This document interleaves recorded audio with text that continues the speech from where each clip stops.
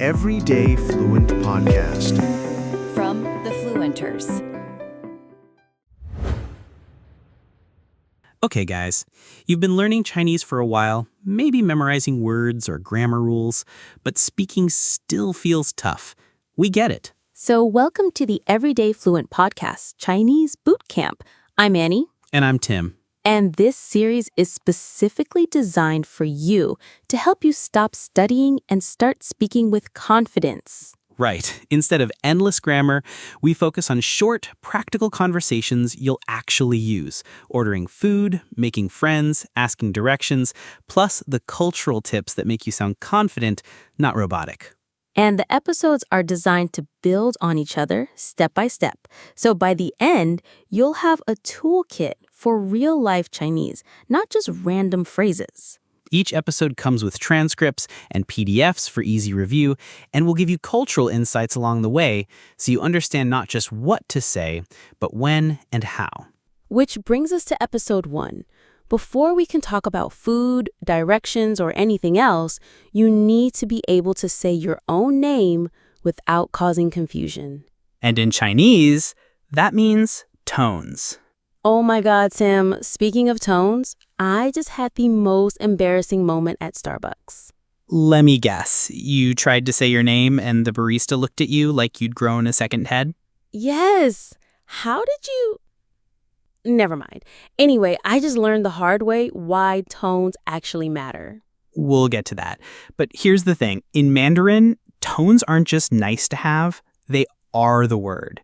In English, if I say Tim with a question mark voice or an angry voice, I'm still Tim, right? Right. In Chinese, change your tone and you've literally changed the meaning. It's like there are 5 different Tims and you've got to sing the right one if you want the right guy to show up. That's actually terrifying. It's not that bad. Think of it like this. You already use tones in English. You just don't realize it. Annie, say really like you don't believe me. Really? Now say really like you're annoyed. Really? See? Same word, different music. Chinese just makes it official. Okay, so when I was at Starbucks trying to tell them my name is Annie, what was I doing wrong? Probably everything. Let's start with the sound that trips up everyone, the dreaded ma. Just ma? That doesn't sound hard. Oh, sweet summer child. In Chinese, ma has 5 different personalities, and if you pick the wrong one... I accidentally insult someone's mother? Or call her a horse. Let's meet the 5 ma family members, shall we? First up, ma, flat and steady, like you're a robot saying ma. This is ma, your mom, the most important ma of all. Ma, like I'm meditating about my mother. Perfect. Next, ma goes up like you're asking a question. This is ma, hemp. Think ma, like what? Ma? So it sounds confused? Exactly. Number 3 is the drama queen, ma. It dips down low, then climbs back up like it's having an emotional breakdown. This is ma, horse. Ma. It does sound like a horse might make this sound. And the 4th tone is the angry boss, ma. Sharp and falling like you're scolding someone. Ma means exactly that, to scold. Ma. I feel like I should apologize to someone. And finally, the chill one, ma. Just let it float out, no stress. This is ma. It turns any sentence into a question. Let's run through them again. Ma, mum, flat tone. Ma, hemp, rising tone. Ma, horse, dipping tone. Ma, scold, falling tone, and ma, question particle. So now I see why that barista was confused when I probably said my name with random tones. This is like a linguistic minefield. Are there any shortcuts? Actually, yes. Chinese has some sneaky tone changes that'll make you sound way more natural. Ready for some tone hacking? I'm scared, but intrigued. Okay, everyone knows ni hao, hello. But here's the thing. It's not ni hao, like the textbook says. It's not? Nope. When you have two third tones together, the first one jumps up to second tone. So it's actually ni hao. Try it. Ni hao. Oh, wow. That flows so much better. Right? Your mouth doesn't want to dip twice in a row. It's exhausting. Chinese figured this out centuries ago. What other tone secrets are you hiding from me? The word bu, no, is a shapeshifter. Before a fourth tone, it jumps from bu to bu. So I'm not going is 不去, not 不去. 不去. Why does this sound more natural? Because Chinese loves flow. It's like linguistic feng shui. Everything has to feel balanced. Any other shapeshifters I should know about? Oh yeah, the trickiest one. number 1. This little guy has 3 different personalities depending on its neighbor. 3? How is that even possible? When it's alone or counting, first tone. But in combinations, if it comes before a fourth tone word, it becomes second tone, like 一次, one time. 一次. Okay, that's doable. But wait, there's more. Before first, second, or third tone words, becomes fourth tone, like 一年, 1 year, or 一天, 1 day. So is like a tone chameleon that adapts to make everything sound smoother. Exactly. Think of it as Chinese being polite. It doesn't want to make your mouth work too hard with awkward tone combinations. Oh, speaking of natural, I just got a WeChat message and I have no idea how to tell them my name properly. Perfect timing. Let's fix that. The magic phrase is 我叫. Literally, I am called. 我叫 Annie. Wait, do I need a Chinese name? Not yet. Just say your name with Chinese sounds. But here's a pro tip. In China, people often ask for your surname first, especially in formal situations. Why? It's a respect thing. Your surname connects you to your family history. Very important in Chinese culture. So how do I ask someone's name without sounding like a robot? Depends on the vibe. Casual friend, 你叫什么? Polite stranger, 你叫什么名字?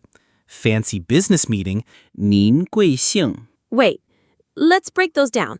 I caught 你叫什么名字, but the others went by fast. Right, let's go piece by piece. 你叫什么名字? 你, you, 叫, to be called, 什么, what, 名字, name. So literally, you called what name? That's actually logical. Exactly. The casual version just drops 名字, 你叫什么? Same meaning, less formal. And 您贵姓? 您贵姓? That sounds so fancy. What does it literally mean? 您 is the super polite you. 贵 means honorable or precious. And 姓 is surname. So, what is your honorable surname? Wow, it's like rolling out the red carpet for someone's family name. Exactly. Now let's practice all 3 levels. I'll give you scenarios, you pick the right question. Okay, I'm ready. You're at a college party meeting someone your age. 你叫什么? Perfect. Now you're introducing yourself to your friend's parents. 你叫什么名字? Great. And you're at a business conference meeting the CEO? 您贵姓? Nailed it. Now let's practice the responses. The key phrase is 我叫. 我叫 Annie. Literally means I am called Annie. Right. And to bounce the question back, you use 你呢? 你, you, 呢, what about? And you? 你呢? So simple. And you? Let's do a full practice round. I'll be the barista. 你好,你叫什么名字?我叫 Annie. 你呢? 我叫小李,很高兴认识你. Wait, what was that last part? 很高兴认识你 means nice to meet you. We'll cover that properly next episode, but good to hear it in context. I love how you sneak in extra phrases. Okay, let me try the formal version. You be the business person. 您好,请问您贵姓?我姓.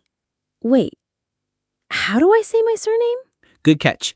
For surnames, you use 我姓 instead of 我叫. So if your last name is Smith, you'd say 我姓 Smith. 我姓 Johnson. 您呢?我姓王，请多指教。 Another new phrase. 请多指教. Literally, please give me more guidance. It's like saying, looking forward to working with you in business contexts. This is so much richer than just memorizing my name is. That's the point. Let's do one more casual practice. Coffee shop scenario, you go first this time. 你好,你叫什么?我叫题目，你呢？我叫 Annie. 很高兴认识你。很高兴认识你。Perfect. You're already picking up phrases naturally. Wait, did I get the tones right on my name? Let's check. Say Annie, but make each syllable clear with Chinese sounds. An, ni. Annie. 我叫 Annie. Much better. The barista will actually understand you now instead of writing honey on your cup. I feel like I just unlocked a superpower. So, what's my vocabulary toolkit now? You've got 你好,我叫,你叫什么?你叫什么名字?您贵姓?你呢?我姓. And I learned that names aren't just words in Chinese. They're cultural keys that open doors. Exactly. Get someone's name right, use the appropriate level of formality, and people immediately warm up to you. Any other cultural secrets? Here's one. If someone gives you a Chinese nickname based on how you look or act, that's actually a huge compliment. It means they want to include you in their circle. That's so sweet. Unlike accidentally calling someone's mom whores. Hey, we've all been there. The key is laughing about it and trying again. Chinese people appreciate the effort more than perfection. So today we learned that Chinese isn't just about words. It's about music. Every word has its own melody. And those melodies can completely change meaning. But don't stress about perfection. Even getting 70% of the tones right will make you understood. Plus, we learned the magic of 我叫, how to ask names politely, and that tones actually want to help each other sound better. Next episode, we're diving into everyone's favorite question, where are you from? And trust me, the answers will surprise you. That's episode 2, the visa question everyone asks. 你是哪国人? Until then, go practice your name. Say it to your mirror, your cat, random objects. Just maybe not to your Chinese landlord's mother. Definitely not. 再见, everyone. 再见.